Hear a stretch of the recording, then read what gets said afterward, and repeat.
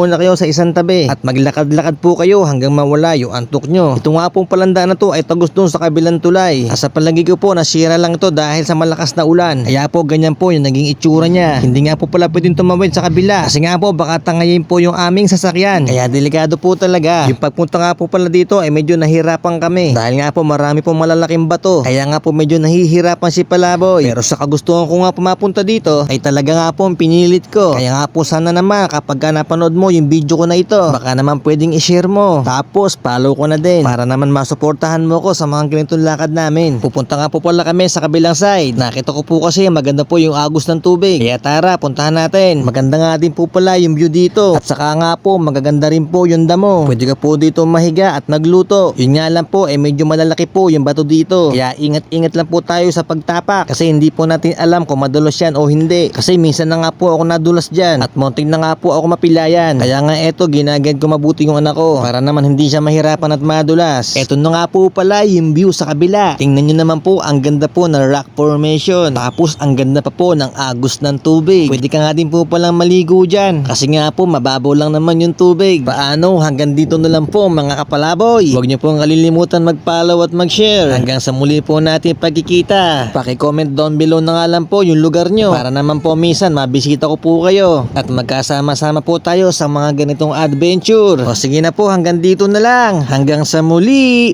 Meow meow meow.